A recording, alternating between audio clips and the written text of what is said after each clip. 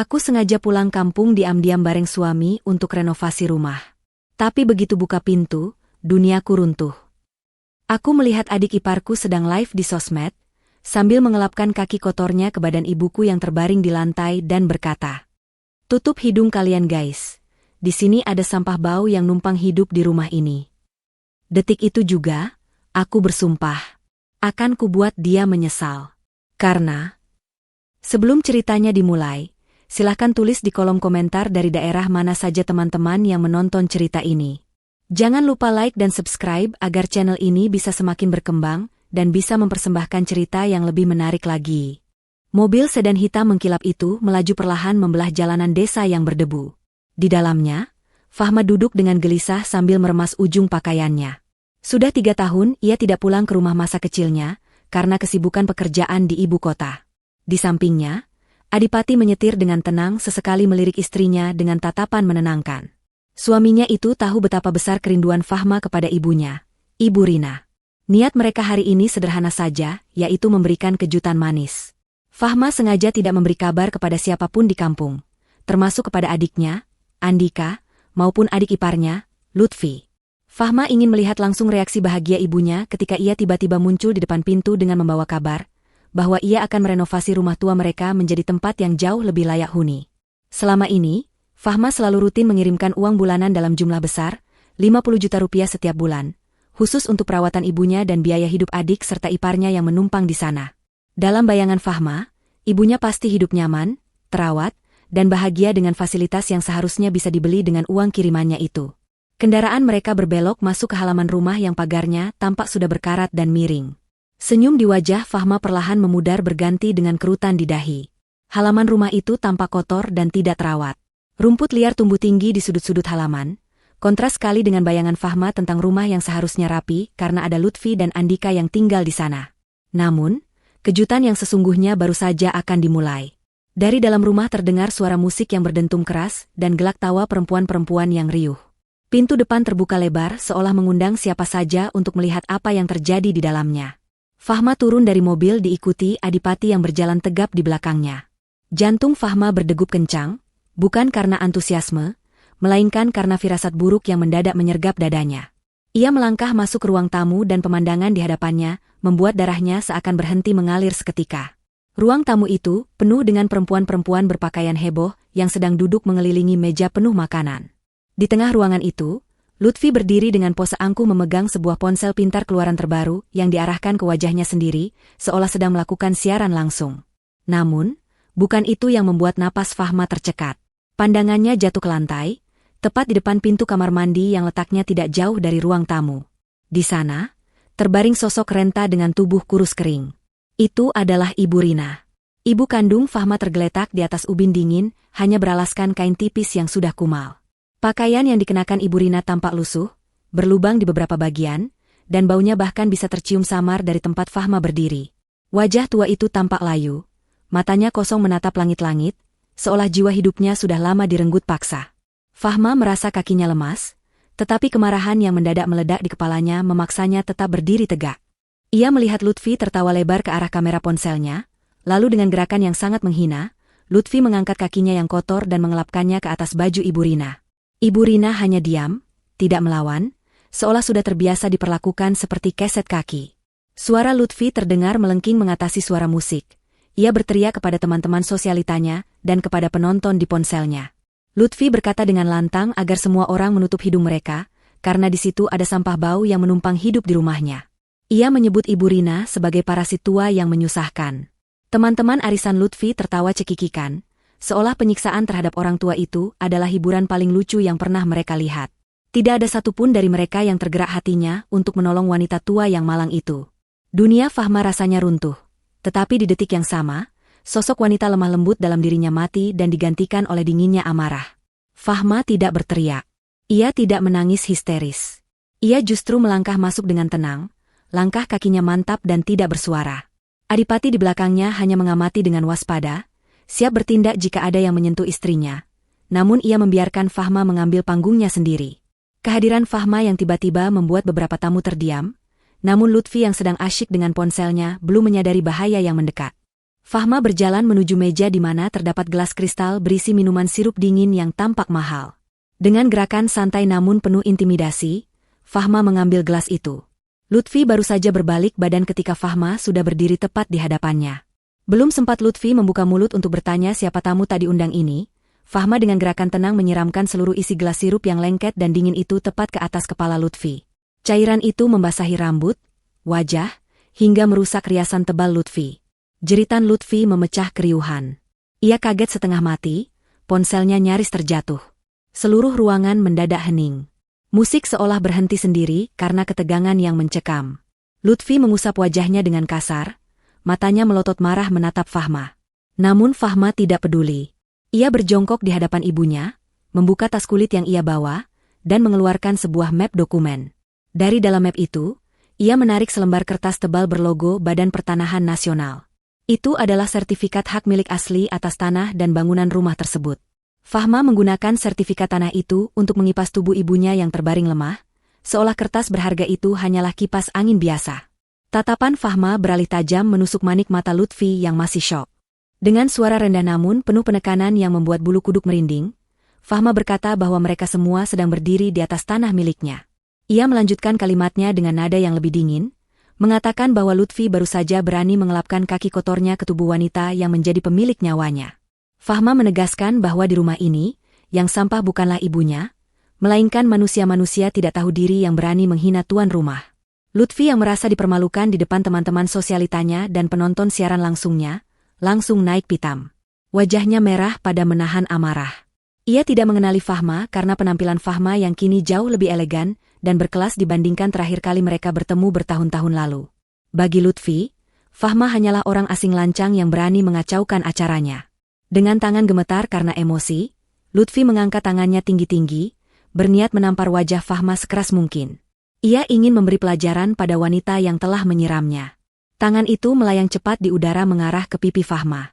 Namun, sebelum telapak tangan itu mendarat, sebuah tangan kekar mencengkeram pergelangan tangan Lutfi di udara dengan sangat kuat. Adipati sudah berdiri di samping Fahma. Cengkeramannya begitu kuat hingga Lutfi menjerit kesakitan. Adipati menatap Lutfi dengan sorot mata yang mengerikan, jauh berbeda dari penampilannya yang santai. Dengan suara berat dan datar, Adipati memberikan peringatan keras. Ia berkata bahwa jika Lutfi berani menyentuh istrinya sedikit saja, maka tangan itu akan patah detik itu juga, dan Lutfi akan membusuk di penjara sebelum matahari terbenam. Aura dominasi yang dipancarkan Adipati membuat nyali Lutfi menciut seketika. Salah satu teman arisan Lutfi yang duduk di pojok ruangan tiba-tiba wajahnya memucat seperti mayat. Wanita itu mengenali siapa lelaki yang berdiri di sana. Ia tahu betul reputasi Adipati di ibu kota sebagai pengacara dan konsultan hukum yang sangat disegani, dan tidak pernah kalah dalam kasus apapun. Ketakutan mulai menjalar di ruangan itu, mengubah pesta pora menjadi mimpi buruk bagi para tamu tak diundang tersebut. Suasana di ruang tamu yang tadinya bising oleh musik dan tawa kini berubah menjadi sunyi senyap yang mencekam. Cengkeraman tangan Adipati pada pergelangan tangan Lutfi perlahan dilepaskan dengan sentakan kasar, membuat Lutfi terhuyung ke belakang hampir menabrak meja hias. Lutfi memegangi pergelangan tangannya yang memerah sambil meringis kesakitan, matanya menatap Adipati dan Fahma dengan campuran antara rasa takut dan kebingungan. Teman arisan Lutfi yang wajahnya pucat pasi tadi segera berdiri dengan gemetar. Tanpa berpamitan, wanita itu menyambar tasnya dan bergegas menuju pintu keluar sambil menundukkan kepala dalam-dalam, berusaha menghindari kontak mata dengan Adipati. Tindakan wanita itu memicu reaksi berantai. Tamu-tamu lain yang meskipun tidak mengenali Adipati, bisa merasakan aura bahaya yang sangat kental. Mereka satu persatu mulai membereskan barang-barang mereka dengan kikuk, saling berbisik panik, lalu berhamburan keluar rumah meninggalkan Lutfi sendirian menghadapi tamu tak diundang yang menakutkan ini. Lutfi yang ditinggalkan teman-temannya merasa semakin panik dan terhina. Ia mencoba membangun kembali keberaniannya dengan berteriak histeris, menuduh Fahma dan Adipati sebagai perampok yang masuk tanpa izin. Ia berlagak menjadi korban, air mata buaya mulai menetes di pipinya yang lengket oleh sirup. Ia berteriak memanggil tetangga, namun tidak ada yang datang karena suara musik tadi terlalu keras, sehingga teriakan Lutfi dianggap bagian dari pesta. Fahma sama sekali tidak menggubris teriakan Lutfi. Fokusnya hanya satu, ibunya. Fahma berlutut kembali di lantai, tangannya yang halus gemetar saat menyentuh kulit ibunya yang terasa dingin dan kasar. Ia mengangkat kepala Ibu Rina perlahan dan meletakkannya di pangkuannya. Air mata Fahma akhirnya tumpah, bukan karena sedih, tapi karena rasa bersalah yang teramat sangat melihat kondisi wanita yang melahirkannya itu. Fahma memeriksa tubuh ibunya dengan lebih teliti. Hatinya serasa diiris sembilu saat melihat lebam-lebam kebiruan di lengan dan kaki ibunya. Bau tidak sedap yang menguar dari tubuh ibunya menandakan bahwa wanita tua itu sudah berhari-hari tidak dimandikan, bahkan mungkin dibiarkan buang air di tempat. Fahma memeluk tubuh ringkih itu erat-erat, membisikkan kata maaf berulang kali di telinga ibunya. Ibu Rina membuka matanya perlahan, pandangannya kabur, namun saat melihat wajah Fahma, bibir keringnya bergetar. Tidak ada suara yang keluar, hanya desisan lemah yang menyayat hati. Fahma segera memberi isyarat pada Adipati. Tanpa banyak bicara, Adipati membantu Fahma mengangkat tubuh ringan Ibu Rina. Mereka membawa Ibu Rina masuk ke kamar utama, kamar yang seharusnya menjadi tempat istirahat paling nyaman di rumah itu. Namun, begitu pintu kamar dibuka, amarah Fahma kembali memuncak. Kamar utama itu telah berubah fungsi menjadi gudang penyimpanan barang-barang rongsokan dan kotak-kotak sepatu milik Lutfi. Kasur tempat ibunya tidur hanyalah busa tipis yang diletakkan di lantai pojok ruangan, dikelilingi tumpukan barang yang berdebu. Tidak ada spray yang layak. Bantalnya pun sudah kusam dan bau apek. Fahma menahan napas, berusaha mengontrol emosinya agar tidak meledak di depan ibunya. Dengan cekatan, ia dan Adipati membersihkan sebagian area agar ibunya bisa berbaring dengan lebih layak. Fahma mengambil air hangat dari dapur, mengabaikan Lutfi yang terus mengomel di ruang tengah, dan mulai menyekat tubuh ibunya dengan lembut. Saat kain basah menyentuh kulitnya, Ibu Rina meringis pelan, membuat Fahma semakin yakin bahwa ada luka-luka tersembunyi di balik pakaian lusuh itu. Di ruang tengah, Lutfi yang merasa diabaikan dan terancam segera mengambil ponselnya. Dengan tangan gemetar ia menghubungi suaminya, Andika. Begitu telepon tersambung, Lutfi langsung melancarkan sandiwara liciknya. Ia menangis meraung-raung di telepon, mengadu bahwa ada orang gila yang masuk ke rumah, menyiksanya, dan hendak menguasai rumah mereka. Ia memutarbalikkan fakta, mengatakan bahwa Fahma datang untuk membunuh Ibu Rina demi warisan dan kini sedang menyekap ibu di dalam kamar. Lutfi mendesak Andika untuk segera pulang dan membawa bantuan, karena ia merasa nyawanya terancam. Ia tahu betul kelemahan suaminya. Andika adalah lelaki penakut yang akan melakukan apa saja demi Lutfi, terutama jika sudah diancam atau dimanipulasi dengan air mata. Tidak butuh waktu lama, suara deru motor terdengar kasar berhenti di depan rumah. Pintu depan terbanting keras. Andika muncul dengan napas terengah-engah, wajahnya merah pada menahan amarah yang dipicu oleh aduan istrinya. Di tangannya, ia menggenggam sebuah balok kayu besar yang ia pungut dari halaman. Penampilan Andika tampak kacau, matanya liar mencari keberadaan penyusup yang dikatakan istrinya. Lutfi langsung berlari memeluk suaminya, menunjuk-nunjuk ke arah kamar Ibu Rina sambil terus memprovokasi bahwa Fahma dan suaminya adalah penjahat. Andika, yang akalnya sudah tertutup oleh hasutan istri, melangkah lebar menuju kamar ibunya dengan balok kayu terangkat tinggi, siap menghantam siapa saja yang ada di sana. Pintu kamar terbuka. Andika berteriak garang, mengancam akan menghabisi siapapun yang berani mengganggu istrinya. Namun, langkahnya terhenti mendadak. Balok kayu di tangannya seolah kehilangan beratnya dan meluncur jatuh ke lantai dengan suara berdebum. Di hadapannya, berdiri Adipati yang sedang menempelkan ponsel ke telinganya.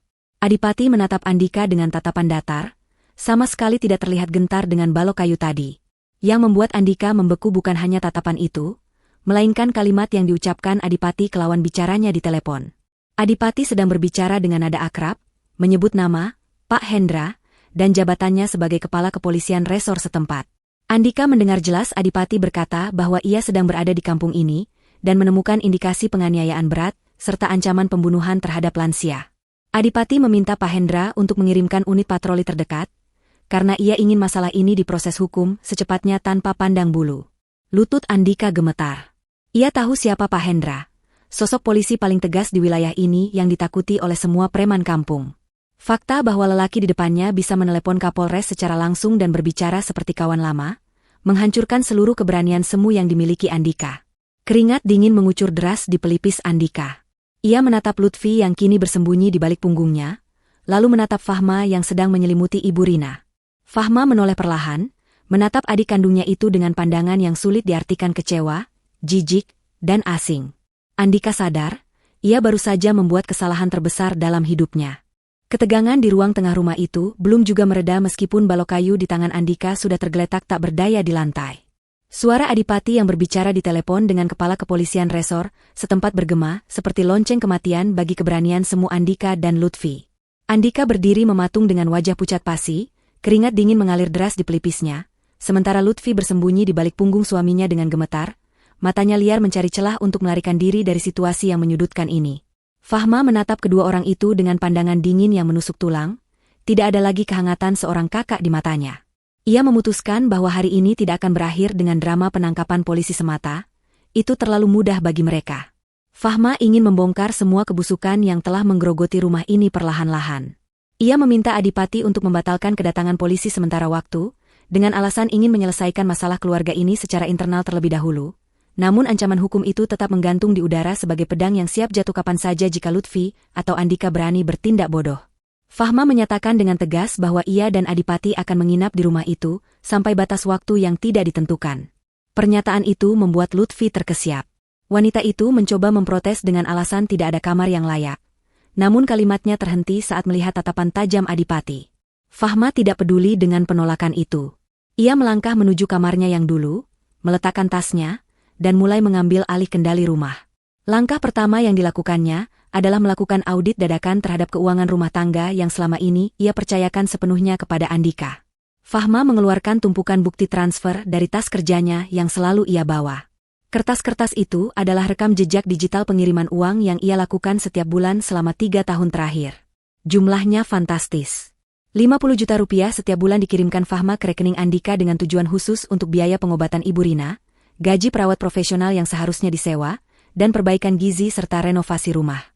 Fahma melempar berkas-berkas rekening koran itu ke atas meja makan tempat Lutfi, dan Andika duduk tertunduk seperti terdakwa. Kertas-kertas itu berserakan, menampilkan angka-angka nominal yang besar. Fahma mulai mencecar mereka dengan pertanyaan-pertanyaan tajam. Ia bertanya kemana perginya uang 1,5 miliar lebih yang sudah ia kirimkan selama ini. Ia menunjuk kondisi rumah yang reot, atap yang bocor, dan dinding yang berjamur. Ia menunjuk tubuh Ibu Rina yang tinggal tulang berbalut kulit, jauh dari kata terawat. Lutfi yang merasa tersudut mencoba membela diri dengan suara melengking yang dibuat-buat. Ia beralasan bahwa harga kebutuhan pokok sekarang mahal, biaya obat-obatan Ibu Rina naik drastis, dan uang itu habis untuk membayar hutang-hutang lama peninggalan almarhum ayah mereka. Lutfi bahkan mencoba memeras air mata, mengatakan bahwa ia dan Andika rela tidak makan demi membelikan obat ibu. Namun Fahma bukan wanita bodoh yang bisa dikelabui dengan air mata palsu. Ia berjalan menuju dapur, membuka lemari penyimpanan makanan dan kulkas. Pemandangan di sana sungguh kontras dengan apa yang baru saja dikatakan Lutfi. Di dalam kulkas berderet minuman kemasan mahal, buah-buahan impor, daging sapi kualitas premium, dan kue-kue bermerek. Sementara itu, di atas meja dapur, terdapat piring plastik kotor bekas makan Ibu Rina yang isinya hanya nasi kering dengan kuah sayur bening yang sudah basi dan sepotong tahu kecil. Fahma membawa piring itu ke ruang tengah dan membantingnya ke meja di hadapan Lutfi. Nasi basi itu berhamburan keluar. Fahma bertanya dengan nada bergetar menahan amarah, apakah ini yang disebut Lutfi sebagai perawatan mahal? Ia bertanya apakah uang 50 juta itu hanya cukup untuk membeli nasi basi bagi wanita yang melahirkan suaminya. Andika hanya bisa menunduk semakin dalam, tidak berani menatap piring itu, rasa malunya sudah tidak tersisa lagi. Sementara Fahma menghancurkan pertahanan mental Lutfi dan Andika dengan fakta-fakta keuangan, Adipati bekerja dalam diam di sudut ruangan. Sebagai seorang yang teliti dan paham teknologi, Adipati menyadari adanya kamera pengawas atau CCTV yang terpasang di beberapa sudut rumah, termasuk di ruang tamu dan teras. Lutfi memang memasang kamera itu awalnya untuk memantau Ibu Rina agar tidak kabur atau melakukan hal berbahaya saat ditinggal pergi arisan, sekaligus untuk memamerkan gaya hidupnya di media sosial. Adipati mengeluarkan laptop tipisnya dan mulai meretas akses ke sistem CCTV tersebut. Tidak butuh waktu lama bagi Adipati untuk menjebol kata sandi sederhana yang digunakan Lutfi. Ia menyalin seluruh rekaman data selama 1 bulan terakhir ke dalam penyimpanan eksternal miliknya. Adipati ingin mencari bukti visual yang tak terbantahkan tentang kekejaman yang terjadi di rumah ini saat mereka tidak ada. Malam harinya, ketika Lutfi dan Andika masuk ke kamar mereka dengan membanting pintu, Fahma dan Adipati duduk berdua di ruang tamu yang remang-remang.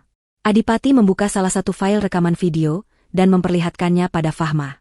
Dalam layar laptop, terlihat rekaman kejadian 2 hari yang lalu. Di video itu, Lutfi sedang duduk di sofa sambil menelepon seseorang dengan nada bicara yang sangat serius dan mencurigakan. Suara rekaman itu cukup jelas terdengar. Lutfi berbicara kepada seseorang di seberang sana dengan nada mengancam namun juga takut. Ia mengatakan kepada lawan bicaranya agar tenang karena si tua itu, maksudnya Ibu Rina, belum mati.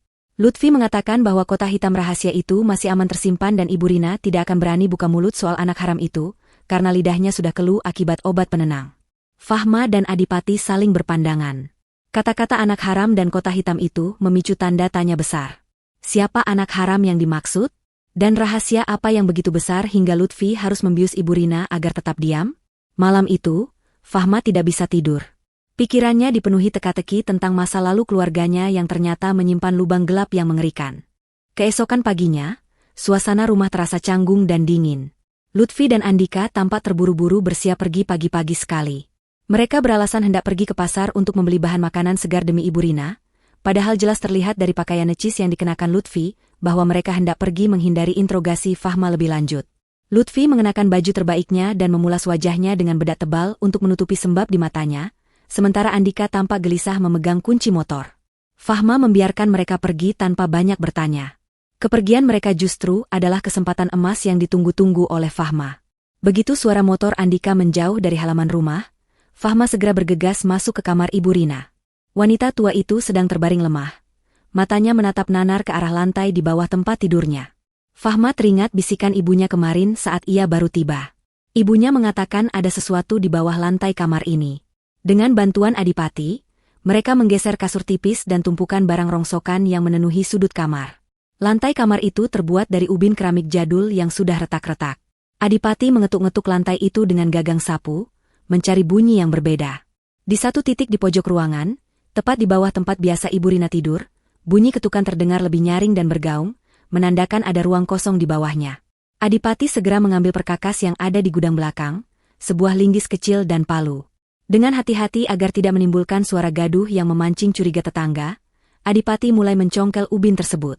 Semen perekat ubin itu sudah tua dan rapuh sehingga mudah sekali terbongkar. Di balik tanah yang lembab di bawah ubin, tertimbun sebuah kotak besi berukuran sedang yang sudah berkarat parah. Kotak itu tampak seperti brankas zaman dulu yang dikubur paksa. Jantung Fahma berdegup kencang saat Adipati mengangkat kotak berat itu ke atas lantai.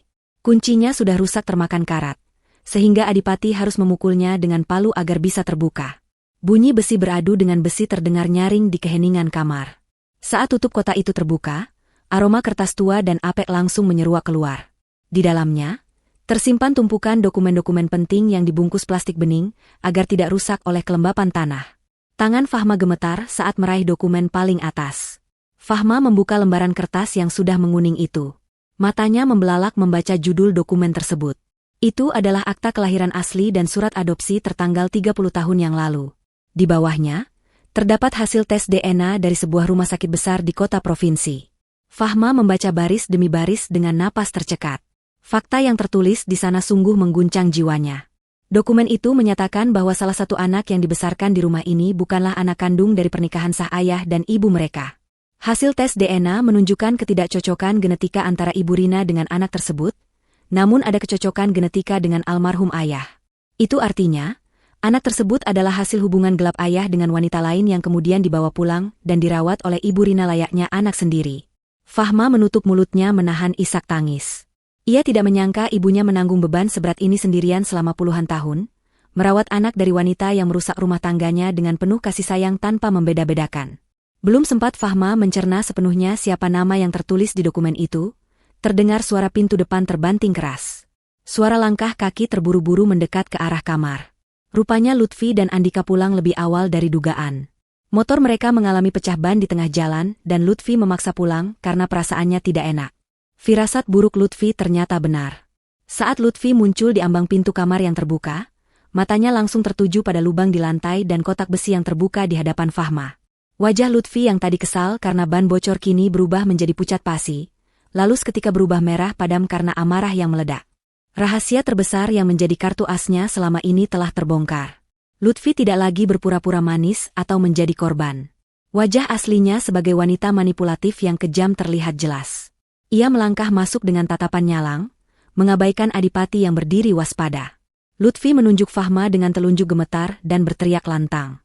Ia mengatakan bahwa Fahma seharusnya tidak lancang membongkar aib keluarga yang sudah dikubur dalam-dalam. Lutfi tertawa sinis, sebuah tawa yang terdengar putus asa namun berbahaya. Ia mengancam Fahma dengan suara mendesis seperti ular. Lutfi berkata bahwa ia tahu persis obat apa yang harus diberikan kepada Ibu Rina agar jantung tua itu berhenti berdetak perlahan tanpa meninggalkan jejak forensik. Ia mengancam jika Fahma berani membawa kertas-kertas itu keluar dari kamar ini atau membocorkannya kepada siapapun, maka malam ini juga Ibu Rina akan tertidur untuk selamanya karena serangan jantung mendadak. Fahma terdiam membeku. Ia melihat keseriusan di mata Lutfi. Wanita di hadapannya ini benar-benar nekat dan tidak memiliki hati nurani. Andika yang berdiri di belakang Lutfi hanya diam mematung, wajahnya menyeratkan ketakutan yang amat sangat, seolah rahasia di dalam kotak itu adalah vonis mati baginya. Fahma menyadari posisi tawarnya sedang sulit. Dokumen di tangannya adalah bukti kebenaran, tapi nyawa ibunya ada di ujung tanduk di bawah kendali Lutfi yang memegang akses terhadap obat-obatan dan makanan ibunya sehari-hari. Situasi berubah menjadi kebuntuan yang mematikan. Fahma perlahan menurunkan kertas itu, menatap Lutfi dengan tatapan yang sulit diartikan, sementara otaknya berputar cepat mencari cara untuk menyelamatkan ibunya dari cengkeraman monster yang tinggal satu atap dengannya ini. Ancaman Lutfi yang begitu dingin dan mematikan di dalam kamar sempit itu, membuat Fahma sadar bahwa ia sedang berhadapan dengan seseorang yang sudah kehilangan hati nuraninya. Fahma tahu betul bahwa Lutfi tidak main-main dengan ucapannya tentang obat yang bisa menghentikan detak jantung Ibu Rina. Nyawa ibunya adalah prioritas utama di atas segalanya, bahkan di atas ego dan kemarahannya sendiri. Oleh karena itu, Fahma memilih untuk mundur selangkah demi menyusun strategi yang lebih matang. Dengan wajah yang dibuat seolah-olah menyerah dan ketakutan, Fahma menurunkan nada bicaranya. Ia mengatakan kepada Lutfi bahwa ia butuh waktu untuk berpikir dan mempersiapkan dokumen pelimpahan aset yang diminta. Lutfi tersenyum penuh kemenangan melihat perubahan sikap Fahma. Baginya, ketakutan di mata Fahma adalah tanda bahwa dominasinya di rumah itu masih tak tergoyahkan. Lutfi memberi tenggat waktu 2 hari. Jika dalam 2 hari sertifikat rumah belum berpindah nama menjadi miliknya, ia bersumpah akan ada bendera kuning di depan rumah. Malam itu suasana rumah terasa seperti penjara dengan sipir yang kejam. Lutfi dan Andika terus mengawasi gerak-gerik Fahma dan Adipati. Namun, mereka tidak menyadari bahwa di balik sikap pasrahnya, Fahma dan Adipati sedang bergerak dalam diam. Fahma menyadari bahwa kondisi pikun dan lemah fisik yang dialami Ibu Rina bukanlah proses penuaan alami. Ibunya baru berusia awal 60-an, seharusnya masih cukup bugar. Fahma mencurigai makanan dan obat-obatan yang selama ini dicekokkan oleh Lutfi. Kecurigaan itu terbukti saat Fahma secara diam-diam memeriksa lemari obat di dapur ketika Lutfi sedang mandi. Di sana, terselip di antara botol vitamin murah, terdapat botol obat penenang dosis tinggi yang biasanya hanya diresepkan untuk pasien gangguan jiwa berat atau pasien pasca operasi besar. Label botol itu sudah dikelupas sebagian untuk menyamarkan identitas obatnya. Namun Adipati yang sempat memotret dan mencari informasinya di internet memastikan bahwa itu adalah obat keras yang jika dikonsumsi terus-menerus akan menyebabkan kerusakan saraf, halusinasi, hingga gagal jantung. Rencana penyelamatan pun disusun dengan sangat hati-hati tanpa menimbulkan kecurigaan. Adipati memainkan perannya dengan sempurna. Ia berpura-pura menjadi suami yang takut istri dan sering keluar rumah dengan alasan bosan atau mencari angin segar. Padahal, setiap kali keluar, Adipati pergi membeli makanan sehat, bubur bergizi tinggi, dan air mineral botolan dari kota kecamatan. Ia menyelundupkan makanan-makanan itu ke dalam kamar Ibu Rina lewat jendela samping yang tersembunyi di balik semak-semak, saat Lutfi dan Andika sedang lengah menonton televisi dengan volume keras. Fahma bertugas di dalam kamar. Ia dengan telaten membuang makanan jatah dari Lutfi yang penuh minyak jelantah dan kemungkinan besar sudah dicampur obat penenang itu ke dalam kantong plastik khusus untuk dibuang nanti. Sebagai gantinya, ia menyuapi ibunya dengan makanan bersih yang dibawa Adipati. Proses detoksifikasi racun dari tubuh Ibu Rina dilakukan secara intensif selama 2 hari 2 malam. Fahma juga mengganti air minum ibunya sepenuhnya dengan air mineral yang masih disegel, memastikan tidak ada setetes pun cairan pemberian Lutfi yang masuk ke tenggorokan ibunya. Fahma melihat perubahan kecil namun berarti. Di hari kedua, sorot mata Ibu Rina yang tadinya kosong dan berkabut mulai menampakkan sedikit cahaya kehidupan. Respons motoriknya mulai membaik. Tangan yang tadinya hanya bisa terkulai lemah, kini mulai bisa menggenggam jari Fahma dengan erat. Bibir yang tadinya kaku dan keluh, mulai bisa membisikkan kata-kata yang lebih jelas meskipun masih lirih. Ibu Rina mulai sadar dari tidur panjang, akibat pengaruh obat bius yang selama ini membelenggu otaknya. Namun, Fahma memberi isyarat kepada ibunya untuk tetap berpura-pura tidur dan lemah jika Lutfi masuk ke kamar. Ini adalah sandiwara paling berbahaya yang harus mereka mainkan demi keselamatan nyawa. Sementara itu, Lutfi semakin tidak sabar. Ia terus-menerus menyindir dan menekan Fahma tentang surat perjanjian itu. Lutfi merasa di atas angin karena mengira Fahma sudah tidak berkutik. Ia bahkan sudah mulai membual kepada tetangga sebelah lewat pagar, bahwa sebentar lagi rumah ini akan resmi menjadi miliknya, dan ia akan merenovasinya menjadi rumah gedongan bertingkat. Kesombongan Lutfi membuatnya lengah. Ia tidak menyadari bahwa makanan beracun yang ia siapkan setiap pagi dan sore di nampan plastik itu tidak pernah disentuh oleh Ibu Rina. Ia hanya melihat piring kosong saat mengambilnya kembali, mengira Ibu Rina memakannya dengan lahap, padahal isinya sudah berpindah ke tempat sampah yang disembunyikan Adipati di bagasi mobil. Racun yang tak terlihat itu kini perlahan menghilang dari darah Ibu Rina, mengembalikan kekuatan wanita tua itu sedikit demi sedikit, menyiapkan sebuah kejutan yang tak pernah diperhitungkan oleh Lutfi maupun Andika. Waktu penentuan semakin dekat, dan ketegangan di udara semakin tebal dan menyesakkan dada. Pagi hari ketiga tiba dengan langit mendung yang menggantung rendah di atas atap rumah, seolah alam turut merasakan beratnya konflik yang akan memuncak hari ini. Lutfi sudah berdandan rapi sejak subuh, senyum licik tersungging di bibirnya yang bergincu merah menyala. Ia meletakkan sebuah map tebal di atas meja makan di ruang tengah. Di dalam map itu terdapat surat pernyataan pelimpahan hak atas tanah dan bangunan dari Ibu Rina dan ahli waris lainnya kepada Lutfi Oktavia. Lutfi memanggil Fahma, Adipati, dan Andika untuk berkumpul. Ia juga memaksa Fahma untuk memapah Ibu Rina keluar dari kamar. Lutfi ingin kemenangan mutlak. Ia ingin Ibu Rina menyaksikan sendiri bagaimana rumah yang dibangun dengan keringat dan air matanya berpindah tangan ke menantu yang selama ini menghinanya. Fahma memapah Ibu Rina dengan pelan. Tubuh wanita tua itu masih tampak lemah. Namun Fahma bisa merasakan cengkeraman tangan ibunya yang kuat di lengannya, sebuah tanda bahwa energi ibunya telah kembali. Mereka duduk mengelilingi meja makan. Suasana hening dan mencekam. Andika duduk di samping Lutfi, kepalanya tertunduk dalam, kakinya gemetar tidak berhenti di bawah meja. Ia tampak seperti pesakitan yang menunggu vonis mati, bukan seperti calon pemilik rumah baru. Lutfi menyodorkan pulpen ke arah Fahma dengan gerakan kasar. Ia mendesak Fahma untuk segera menandatangani surat pelepasan hak sebagai ahli waris, baru kemudian tangan Ibu Rina akan dipaksa untuk membubuhkan cap jempol. Lutfi berkata dengan nada mengejek bahwa setelah tanda tangan ini selesai, ia berjanji akan merawat Ibu Rina dengan layak di panti jompo termurah yang bisa ia temukan, karena ia tidak sudi mengurus orang jompo di rumah barunya nanti. Fahma memegang pulpen itu dengan tangan gemetar. Ia menatap Lutfi, lalu menatap Andika yang masih saja diam membisu menyaksikan kejahatan istrinya.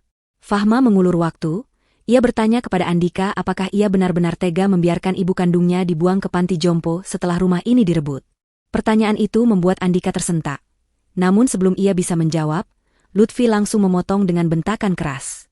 Lutfi mengancam akan membongkar rahasia besar, Andika sekarang juga jika Andika berani membela ibunya.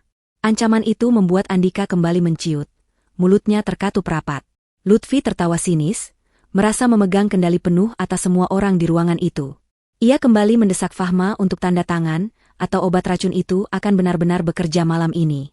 Tepat saat ujung pulpen Fahma menyentuh kertas, sebuah suara serak namun tegas terdengar memecah keheningan. Suara itu bukan milik Fahma, bukan pula Adipati. Itu adalah suara Ibu Rina. Wanita tua yang dikira sudah pikun dan lumpuh otaknya itu tiba-tiba mengangkat kepalanya tegak. Matanya menatap tajam ke arah Lutfi, lalu beralih ke Andika dengan tatapan penuh luka dan kekecewaan mendalam. Ibu Rina berkata dengan lantang agar Fahma jangan menandatangani apapun. Ia mengatakan bahwa Andika tidak berhak atas 1 sentimeter pun tanah di rumah ini. Semua orang terperanjat. Lutfi melotot kaget melihat mayat hidup itu tiba-tiba bicara lancar. Ibu Rina melanjutkan kalimatnya yang membuat seisi ruangan seakan disambar petir di siang bolong. Dengan napas memburu namun intonasi yang jelas, Ibu Rina mengungkapkan fakta yang selama ini ia kubur dalam-dalam demi keutuhan nama baik keluarga. Ia menunjuk wajah Andika dan berkata bahwa Andika bukanlah anak kandungnya. Andika bukanlah adiknya Fahma. Andika adalah anak hasil hubungan gelap almarhum ayah mereka dengan seorang wanita penghibur yang menelantarkannya di depan pintu panti asuhan 30 tahun lalu. Ibu Rina menceritakan dengan air mata berlinang bagaimana ia memungut bayi Andika, merawatnya, menyusuinya, dan membesarkannya dengan kasih sayang yang sama besarnya dengan yang ia berikan pada Fahma. Meskipun setiap melihat wajah Andika, hatinya sakit teringat pengkhianatan suaminya. Rahasia itu meledak di tengah ruangan. Wajah Andika pucat pasi, air matanya tumpah. Ternyata selama ini Lutfi tahu rahasia ini, karena ia menemukan dokumen adopsi itu lebih dulu saat mengacak-acak lemari tua tahun lalu. Lutfi menggunakan fakta ini untuk memeras Andika. Lutfi mengancam jika Andika tidak menuruti semua perintahnya untuk menyiksa Ibu Rina dan merebut warisan, maka Lutfi akan menyebarkan aib bahwa Andika adalah anak haram ke seluruh kampung, yang akan membuat Andika kehilangan status sosial dan hak warisnya secara hukum agama maupun negara. Ketakutan Andika akan kehilangan harta dan harga diri, membuatnya rela menjadi budak istrinya dan mengkhianati ibu yang membesarkannya. Fahma menatap Andika dengan pandangan yang berubah total. Rasa kasihan dan sayang sebagai kakak seketika lenyap berganti dengan rasa jijik yang luar biasa. Adiknya, atau orang yang ia kira adiknya, ternyata adalah parasit yang sesungguhnya. Ia tega membiarkan wanita yang menyelamatkan hidupnya dari panti asuhan disiksa dan diracuni, hanya demi menutupi asal-usulnya yang kelam. Fahma berdiri, mengambil kertas perjanjian itu, dan merobeknya menjadi potongan-potongan kecil di depan wajah Lutfi yang kini tampak panik karena kartu asnya sudah tidak berguna lagi. Fahma melempar sobekan kertas itu ke wajah Andika. Dengan suara dingin, Fahma menyatakan bahwa mulai detik ini, tidak ada lagi hubungan saudara di antara mereka. Perang yang sesungguhnya baru saja dimulai, dan kali ini Fahma tidak akan menahan diri lagi untuk menghancurkan mereka berdua. Setelah keributan besar yang membongkar rahasia kelam Andika di ruang tengah, Lutfi tidak lantas merenungi kesalahannya. Wanita itu justru dikuasai oleh rasa penyangkalan yang luar biasa. Ia menolak menerima kekalahan begitu saja di hadapan Fahma. Baginya, status sosial dan pengakuan orang lain adalah nyawa kedua yang harus dipertahankan mati-matian. Dengan wajah yang masih menyeratkan amarah, Lutfi menyambar tas tangannya dan memperbaiki riasannya yang sedikit luntur. Ia memutuskan untuk tetap menghadiri acara arisan akbar kecamatan yang diadakan siang itu di Gedung Serbaguna Balai Desa. Ini adalah acara paling bergengsi tahunan yang dihadiri oleh istri-istri pejabat desa, pengusaha lokal, dan sosialita kampung. Lutfi sudah lama menantikan momen ini karena ia dijadwalkan akan naik panggung untuk menerima penghargaan sebagai anggota paling aktif, sebuah gelar semu yang ia beli dengan uang hasil memeras Ibu Rina. Ia meninggalkan Andika yang masih terduduk lemas di lantai ruang makan, tenggelam dalam kehancuran mentalnya sendiri. Lutfi berpikir bahwa jika ia bisa memenangkan hati orang-orang di arisan, ia akan memiliki dukungan massa untuk melawan Fahma.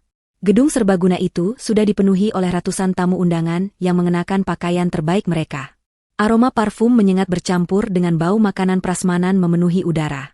Lutfi melangkah masuk dengan dagu terangkat tinggi, berusaha keras menyembunyikan kegelisahan hatinya. Ia menebar senyum palsu ke kiri dan kanan, menyapa Jeng Bella dan teman-teman satu gengnya yang duduk di meja depan. Meskipun Jeng Bella menatapnya dengan pandangan sedikit aneh, mungkin karena gosip tentang kejadian pagi tadi sudah mulai menyebar samar-samar, Lutfi tetap percaya diri duduk di kursi yang telah disediakan. Ia merasa dirinya adalah bintang utama hari ini. Namun, kejutan yang sesungguhnya baru saja dimulai ketika pembawa acara naik ke atas panggung dan meminta perhatian seluruh hadirin. Pembawa acara dengan suara lantang mengumumkan bahwa acara tahun ini menjadi sangat istimewa karena kehadiran donatur utama yang baru saja membeli gedung serbaguna tersebut untuk diwakafkan bagi kegiatan warga. Donatur tersebut juga yang membiayai seluruh catering mewah hari ini. Jantung Lutfi berdegup kencang, ia bertanya-tanya siapa orang kaya baru yang dimaksud. Pintu utama gedung terbuka lebar, dan masuklah Fahma bergandengan tangan dengan Adipati. Penampilan mereka sungguh kontras dengan Lutfi. Fahma mengenakan gamis sederhana namun berbahan sutra kualitas tinggi yang jatuh dengan anggun, jilbabnya rapi tanpa banyak aksesoris, memancarkan aura kelas yang tidak bisa dipalsukan. Di sampingnya, Adipati berjalan tegap dengan wibawa yang membuat seisi ruangan terdiam kagum. Lutfi ternganga, tangannya mencengkeram taplak meja hingga kusut. Ia tidak menyangka Fahma akan berani datang ke tempat kekuasaannya. Fahma dan Adipati dipersilakan naik ke atas panggung untuk memberikan sambutan singkat. Namun, Adipati mengambil mikrofon dan berkata bahwa ia tidak ingin banyak bicara. Ia mengatakan bahwa sebagai warga baru yang peduli pada moralitas desa, ia ingin menayangkan sebuah video edukasi tentang pentingnya berbakti kepada orang tua. Lutfi merasa ada yang tidak beres. Perasaannya mulai tidak enak saat lampu gedung dipadamkan dan layar proyektor raksasa di belakang panggung mulai menyala. Video dimulai. Namun itu bukan video edukasi biasa. Itu adalah rekaman CCTV kualitas tinggi yang diambil dari ruang tengah rumah Ibu Rina. Gambar di layar sangat jelas dan tajam. Semua mata tertuju ke sana. Dalam video itu, terlihat Lutfi sedang berdiri berkacak pinggang di depan Ibu Rina yang duduk di lantai. Suara Lutfi terdengar menggelegar lewat pengeras suara gedung yang jernih. Semua orang bisa mendengar Lutfi memaki Ibu Rina dengan sebutan binatang, menyebutnya parasit bau tanah yang menyusahkan. Video berlanjut ke adegan yang lebih mengerikan, saat Lutfi dengan sengaja menumpahkan air panas ke kaki Ibu Rina lalu tertawa saat wanita tua itu meringis kesakitan. Puncak dari tayangan itu adalah adegan pagi ini, saat Lutfi mengelapkan kaki kotornya ke baju Ibu Rina sambil melakukan siaran langsung. Gedung yang tadinya hening seketika berubah menjadi riuh rendah. Gumaman kaget berubah menjadi teriakan kemarahan. Ibu-ibu yang hadir menutup mulut mereka dengan tangan, tidak percaya dengan kekejaman yang mereka saksikan. Citra Lutfi sebagai menantu yang solehah dan berbakti hancur berkeping-keping dalam hitungan detik. Video itu telanjang menampilkan sifat asli Lutfi yang seperti iblis berwajah manusia. Lampu gedung kembali menyala, menyoroti Lutfi yang kini duduk mematung dengan wajah pucat pasi. Ia merasa seperti ditelanjangi di depan ratusan orang. Jeng Bela, ketua geng arisan yang duduk di sebelahnya, adalah orang pertama yang bereaksi. Dengan wajah jijik, Jeng Bela berdiri, mengambil gelas es buah yang penuh di hadapannya, dan menyiramkannya tepat ke wajah Lutfi. Tindakan Jeng Bela memicu reaksi massa. Sorakan cemoohan dan kata-kata kasar mulai terlontar ke arah Lutfi. Orang-orang yang dulu memujinya kini menatapnya dengan kebencian. Beberapa ibu-ibu bahkan melemparkan tisu bekas dan kulit kacang ke arahnya. Lutfi yang basah kuyup oleh es buah dan lengket, berusaha membela diri. Ia berteriak histeris mengatakan bahwa video itu editan, bahwa Fahma memfitnahnya. Tapi tidak ada yang percaya. Bukti visual itu terlalu nyata. Lutfi merasa dunia di sekelilingnya berputar. Rasa malunya sudah tak tertahankan lagi. Dengan sisa tenaga dan harga diri yang sudah hancur lebur, Lutfi mendorong kursi hingga terjungkal dan berlari keluar gedung diiringi sorakan, "Usir," dari para warga. Ia berlari tanpa arah, air mata kemarahan dan dendam bercampur dengan cairan manis yang membasahi wajahnya. Di atas panggung, Fahma menatap kepergian Lutfi dengan tatapan dingin tanpa ekspresi. Hukuman sosial telah dijatuhkan, dan itu jauh lebih menyakitkan daripada tamparan fisik manapun. Lutfi berlari pulang ke rumah dengan napas memburu dan hati yang terbakar oleh dendam kesumat. Pikirannya sudah tidak jernih lagi. Rasa malu yang ia terima di gedung pertemuan tadi telah mengubahnya menjadi seseorang yang nekat dan berbahaya. Ia merasa hidupnya sudah hancur, reputasinya tamat, dan masa depannya gelap. Satu-satunya hal yang ada di benaknya sekarang adalah jika ia tidak bisa memiliki rumah dan harta itu, maka tidak ada seorang pun yang boleh memilikinya. Ia tidak akan membiarkan Fahma dan Ibu Rina hidup tenang di atas penderitaannya. Lutfi menemukan Andika masih di rumah, duduk melamun di teras belakang dengan tatapan kosong. Lutfi mengguncang tubuh suaminya itu dengan kasar, berteriak di depan wajah Andika bahwa mereka sudah kalah telak dan dipermalukan di depan seluruh kampung. Lutfi mulai meracuni pikiran Andika yang sedang rapuh. Ia mengatakan bahwa Fahma pasti akan melaporkan mereka ke polisi dengan bukti-bukti yang ada. Penjara sudah menanti di depan mata. Lutfi memanipulasi ketakutan Andika akan kurungan penjara. Ia meyakinkan Andika bahwa satu-satunya cara untuk menghilangkan jejak, menghapus bukti CCTV, dan membungkam mulut Ibu Rina selamanya, adalah dengan memusnahkan semuanya dengan api. Rencana gila itu terdengar masuk akal di telinga Andika yang sudah putus asa. Andika yang selama hidupnya selalu dikendalikan oleh rasa takut, kini disetir sepenuhnya oleh kepanikan. Mereka berdua bergegas pergi menggunakan motor, membeli 2 jerigen bensin dari penjual eceran di pinggir jalan desa yang sepi, lalu kembali ke rumah dengan niat yang mengerikan. Langit sore mulai gelap ketika Lutfi dan Andika kembali menerobos masuk ke dalam rumah. Fahma, Adipati, dan Ibu Rina sedang berada di ruang tengah. Mereka baru saja selesai membereskan kekacauan bekas sarapan tadi pagi. Fahma terkejut melihat kedatangan Lutfi dan Andika yang terlihat berantakan dan matanya merah menyala. Bau bensin yang menyengat langsung memenuhi ruangan begitu Andika membuka tutup jerigen. Tanpa banyak bicara, Andika mulai menyiramkan cairan mudah terbakar itu ke sofa, gorden, dan karpet. Adipati segera bertindak, ia mencoba maju untuk menghentikan Andika, namun Lutfi dengan sigap mengacungkan sebuah pisau dapur yang ia ambil dari meja makan. Lutfi berteriak histeris, mengancam akan menusuk siapa saja yang mendekat. Situasi menjadi sangat genting. Fahma mundur perlahan sambil melindungi tubuh ibunya di belakang punggungnya. Bau bensin membuat kepala pening dan suasana semakin mencekam. Andika berdiri di tengah ruangan dengan tangan gemetar memegang pemantik api gas. Matanya liar, keringat dingin bercucuran membasahi wajahnya yang pucat. Ia hanya perlu 1 jentikan jari untuk mengubah rumah warisan itu menjadi neraka yang akan melahap mereka semua. Lutfi terus berteriak dari samping, memerintahkan Andika untuk segera menyalakan api. Lutfi berteriak bahwa biarkan mereka semua mati terbakar bersama rumah sialan ini agar rahasia mereka tertutup abu selamanya. Di tengah ketegangan yang mematikan itu, Ibu Rina perlahan melepaskan pegangan Fahma. Wanita tua itu melangkah maju, melewati Fahma yang berusaha menahannya. Ibu Rina berdiri tegak di hadapan Andika, tidak ada sedikit pun rasa takut di wajah keriputnya. Ia menatap mata Andika dalam-dalam, tatapan seorang ibu yang penuh kasih namun juga penuh wibawa. Andika yang melihat sosok ibu yang merawatnya sejak bayi mendekat, tangannya semakin gemetar. Ibu Rina berbicara dengan suara yang tenang namun menggelegar di keheningan ruangan itu. Ia menantang Andika untuk membakar rumah itu. Ia mempersilakan Andika untuk membakar ibu yang telah menyuapinya makan saat ia lapar, ibu yang mengompres dahinya saat ia demam tinggi, dan ibu yang memeluknya saat ia menangis karena diejek teman-temannya. Kalimat Ibu Rina menusuk langsung ke jantung hati Andika. Ibu Rina melanjutkan perkataannya, mengingatkan Andika bahwa saat ibu kandungnya sendiri membuangnya di tong sampah panti asuhan tanpa sehelai benang pun, dialah, Rina, yang datang memungutnya, memberinya nama, dan memberinya tempat berteduh.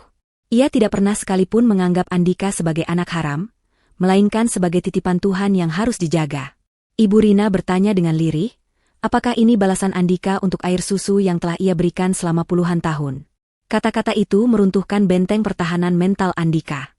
Bayangan masa kecilnya yang penuh kasih sayang dari Ibu Rina berputar kembali di kepalanya. Tangan yang memegang pemantik api itu turun perlahan. Andika mulai menangis sesenggukan, tubuhnya terguncang hebat oleh rasa bersalah yang akhirnya meledak. Ia tidak sanggup melakukannya. Ia tidak sanggup membakar wanita yang adalah satu-satunya ibunya di dunia ini. Melihat suaminya mulai luluh, Lutfi menjerit frustrasi. Kemarahannya memuncak hingga ke ubun-ubun. Ia tidak bisa membiarkan rencananya gagal hanya karena drama sentimental ini. Lutfi berlari menerjang Andika, merampas pemantik api itu dari tangan suaminya yang lemas. Dengan mata melotot penuh kebencian, Lutfi berteriak bahwa jika Andika terlalu pengecut untuk melakukannya, maka ia sendiri yang akan menyelesaikannya. Lutfi menyalakan pemantik api itu, nyala api kecil berwarna biru dan oranye menari-nari di ujung jarinya, siap dilemparkan ke genangan bensin yang hanya berjarak beberapa sentimeter dari kaki Fahma. Adipati bersiap menerjang, namun jaraknya terlalu jauh. Detik-detik terasa melambat, nyawa mereka semua kini bergantung pada gerakan tangan Lutfi yang sudah dikuasai iblis amarah. Ketegangan di ruang tamu itu mencapai puncaknya hingga seolah udara di sekitar mereka membeku. Lutfi berdiri dengan mata melotot nyalang, tangannya menggenggam pemantik api yang sudah menyala. Lidah api biru kecil menari-nari di ujung pemantik itu, siap melahap uap bensin yang sudah memenuhi setiap sudut ruangan. Fahma menahan napas, tubuhnya kaku melindungi Ibu Rina di belakangnya, sementara Adipati memasang kuda-kuda siap menerjang meski jaraknya terlalu jauh untuk bisa menghentikan gerakan tangan Lutfi tepat waktu. Andika yang baru saja kehilangan kendali atas dirinya, jatuh terduduk di lantai sambil menangis meraung-raung menutup wajahnya, tidak sanggup melihat apa yang akan terjadi selanjutnya. Dalam benak Lutfi saat itu hanya ada satu tujuan, yaitu menghancurkan segalanya. Jika ia tidak bisa memiliki rumah ini, maka tidak ada satu orang pun yang boleh memilikinya. Ia ingin melihat Fahma yang sombong itu, hangus bersama sertifikat tanah yang ia agung-agungkan. Dengan jeritan melengking penuh kebencian, Lutfi mengayunkan tangannya ke depan, berniat melemparkan pemantik api itu tepat ke arah genangan bensin yang mengalir di dekat kaki Fahma. Namun, nasib berkata lain. Tuhan sepertinya sudah mengatur skenario pembalasan yang jauh lebih menyakitkan daripada sekadar penjara. Saat Lutfi menghentakkan kakinya ke depan untuk mengambil ancang-ancang melempar, ujung sepatu hak tingginya menginjak kulit pisang busuk, sisa sampah makanan yang ia lemparkan sembarangan ke lantai tadi pagi, karena malas membuangnya ke tempat sampah. Lantai yang licin karena tumpahan bensin bercampur dengan lendir kulit pisang, membuat keseimbangan Lutfi hilang seketika. Tubuhnya terhuyung hebat ke depan dengan gerakan yang konyol dan tidak terkendali. Lutfi memeki kaget, tangannya yang memegang pemantik api terlempar tak tentu arah. Pemantik itu terlepas dari genggamannya, melayang di udara dalam gerakan lambat yang mengerikan, lalu jatuh bukan ke arah Fahma, melainkan mendarat tepat di atas ujung gaun panjang berbahan sintetis murah yang dikenakan Lutfi. Dalam hitungan detik, api menyambar kain gaun itu dengan lahap.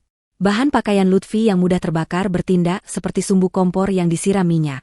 Api menjalar cepat dari ujung gaun naik ke arah kakinya. Lutfi menjerit histeris, rasa panas mulai menyengat kulitnya.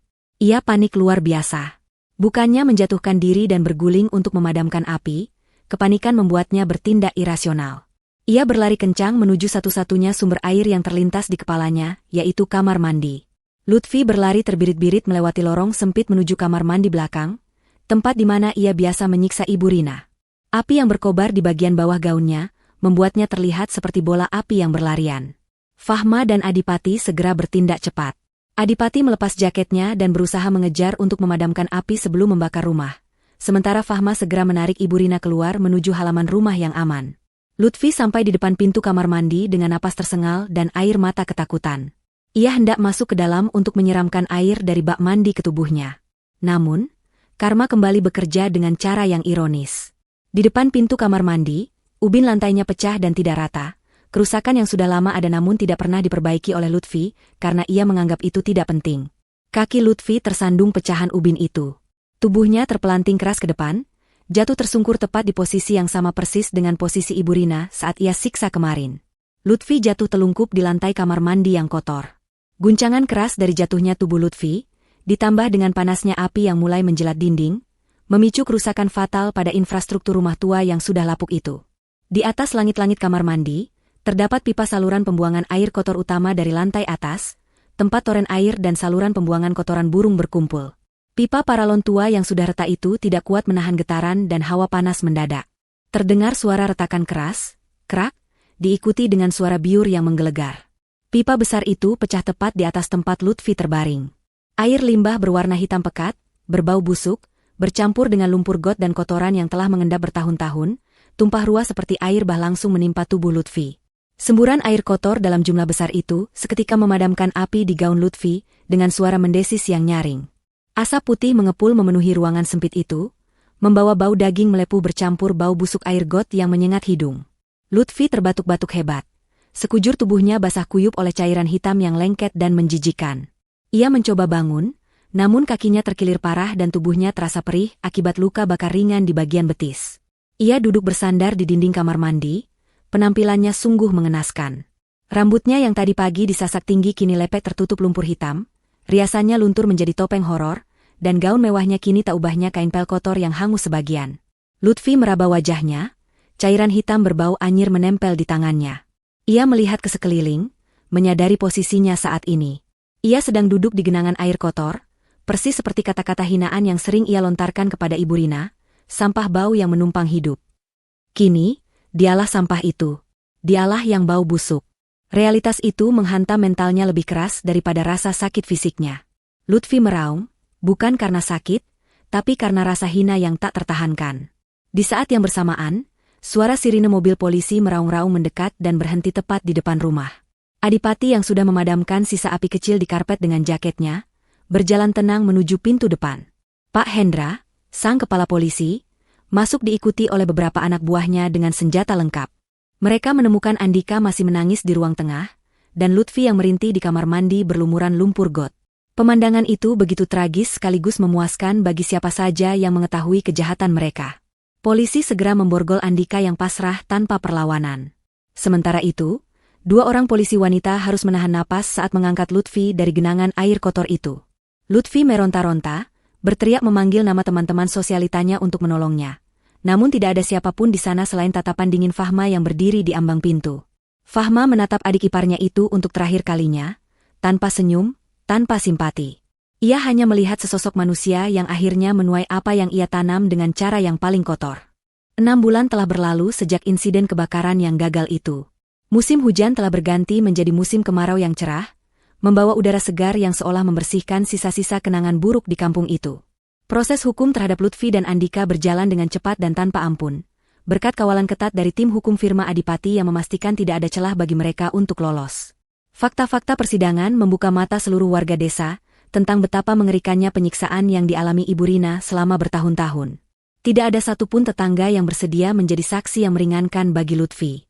Justru sebaliknya, banyak tetangga yang akhirnya berani bersuara tentang teriakan-teriakan kasar yang sering mereka dengar dari rumah itu, yang dulu mereka abaikan karena takut pada mulut pedas Lutfi. Lutfi Oktavia dijatuhi hukuman penjara selama 15 tahun atas dakwaan berlapis. Percobaan pembunuhan berencana, penganiayaan berat terhadap lansia, penggelapan dana, dan pembakaran properti dengan sengaja. Kehidupan Lutfi di penjara wanita berubah menjadi neraka dunia yang nyata. Di sana, status sosialitanya tidak berlaku sama sekali. Sifatnya yang sombong dan suka memerintah justru membuatnya menjadi target utama para narapidana senior yang jauh lebih garang. Lutfi, yang dulu jijik menyentuh sapu, kini dipaksa menjadi petugas kebersihan blok selnya. Setiap pagi, ia harus bangun sebelum matahari terbit untuk menyikat puluhan lubang WC umum yang kotor dan bau pesing. Setiap kali ia mencoba melawan atau mengeluh, cibiran, ratu sampah, akan menggema dari balik jeruji besi lain, mengingatkannya pada julukan yang melekat padanya sejak insiden air got itu. Tangan halusnya kini kasar dan pecah-pecah, wajahnya kusam tanpa perawatan, dan tatapan matanya yang dulu angkuh kini redup penuh ketakutan. Karma, Menutup hidung karena bau sampah, kini menjadi makanannya sehari-hari saat ia harus membersihkan kotoran orang lain. Nasib Andika tidak kalah menyedihkan, meskipun dalam bentuk yang berbeda. Tekanan mental yang luar biasa akibat rasa bersalah, ketakutan, dan fakta bahwa ia adalah anak yang tidak diinginkan, membuat jiwanya terguncang hebat.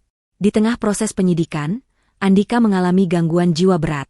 Ia sering berhalusinasi melihat api dan mendengar suara tangisan ibunya. Pihak pengadilan akhirnya memutuskan untuk menempatkannya di fasilitas rehabilitasi mental milik negara. Di sana, Andika menghabiskan hari-harinya duduk di pojok ruangan putih, memeluk lutut sambil bergumam berulang-ulang, "Maafkan Andika, Bu. Andika anak baik. Andika bukan anak haram." Ia menjadi sosok yang kosong, terperangkap dalam penyesalan abadi yang tidak ada ujungnya. Ironisnya, satu-satunya orang yang masih rutin mengirimkan pakaian layak dan makanan untuknya ke rumah sakit jiwa itu adalah Fahma, atas permintaan Ibu Rina yang hatinya terlalu luas untuk membenci anak yang pernah ia susui itu, meskipun ia tidak ingin menemuinya lagi secara langsung. Sementara itu, di atas tanah yang dulu menjadi saksi bisu penderitaan, kini telah berdiri sebuah bangunan baru yang indah. Rumah tua yang lembab dan penuh kenangan pahit itu telah dirobohkan total oleh Fahma. Sebagai gantinya, ia membangun sebuah rumah bergaya villa tropis yang terbuka, dengan sirkulasi udara yang sejuk dan cahaya matahari yang melimpah. Tidak ada lagi kamar sempit yang dijadikan gudang.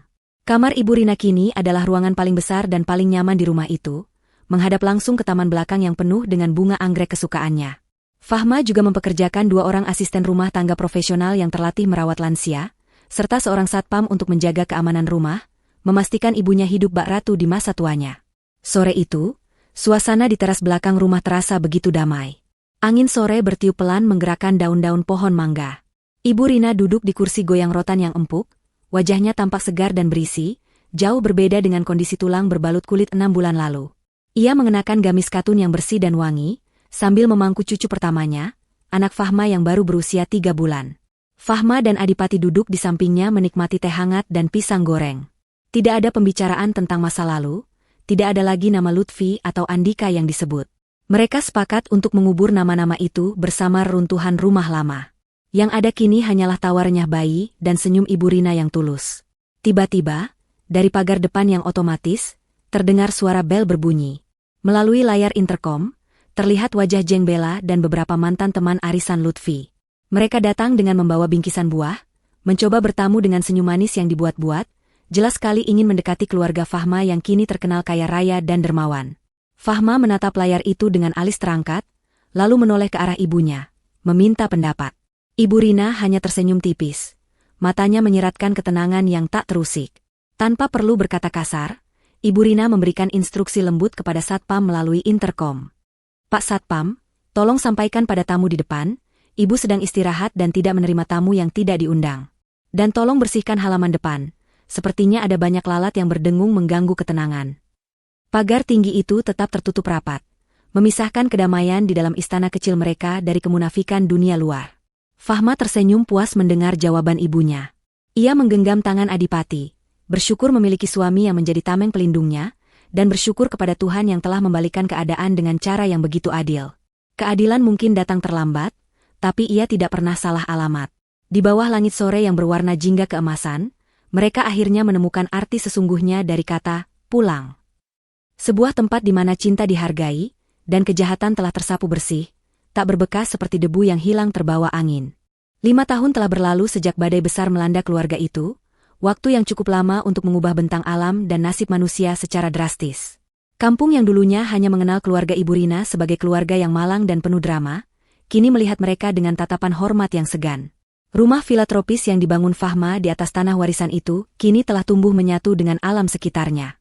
Pohon-pohon mangga dan rambutan yang dulu kerdil tak terawat, kini berdiri gagah menaungi halaman yang hijau oleh rumput Jepang yang terpangkas rapi. Di sore hari yang cerah, cahaya matahari keemasan menerobos celah-celah dedaunan, menciptakan lukisan bayangan yang menari indah di lantai teras marmer, tempat Ibu Rina biasa menghabiskan waktunya. Tidak ada lagi bau apek, tidak ada lagi teriakan kasar, dan tidak ada lagi ketakutan yang mengintai di balik pintu. Fahma kini bukan lagi hanya sekadar tamu yang datang berkunjung sesekali.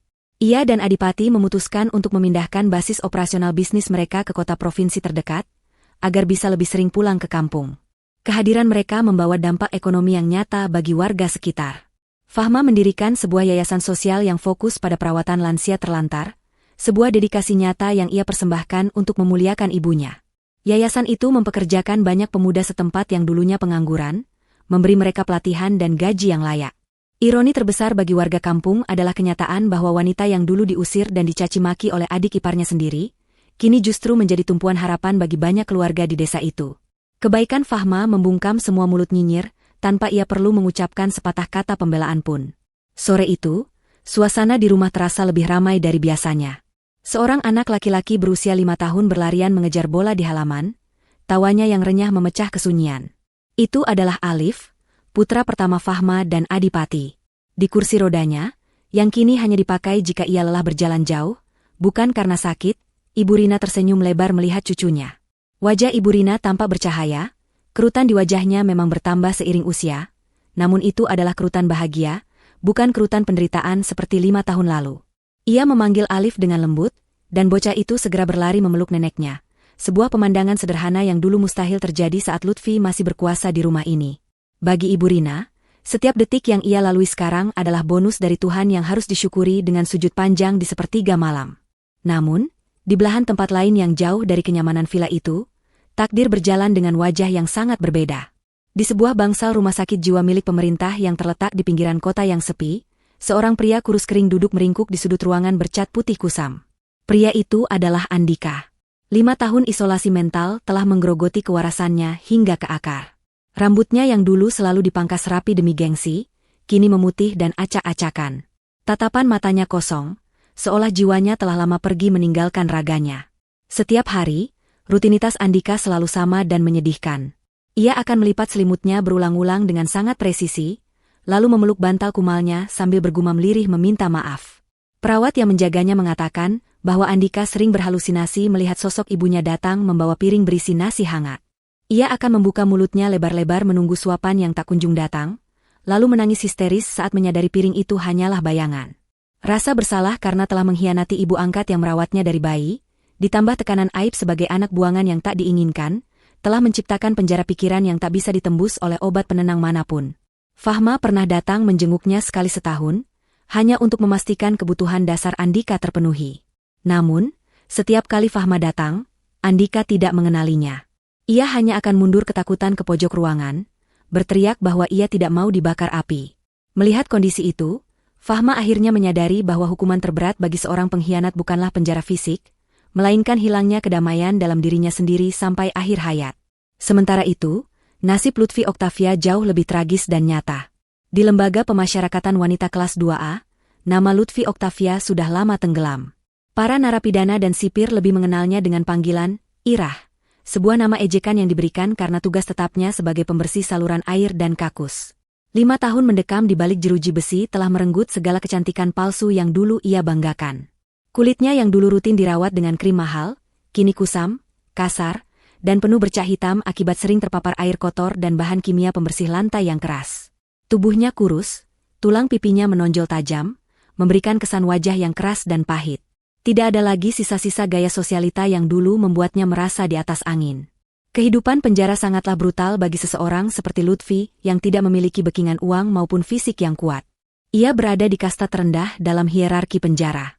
Sifat sombongnya di awal masa tahanan telah membuatnya dimusuhi oleh kepala geng narapidana, yang berujung pada pelajaran fisik yang membuatnya kini berjalan sedikit pincang. Setiap malam, Lutfi tidur beralaskan tikar tipis di sel yang penuh sesak, ditemani nyamuk dan bau keringat puluhan orang.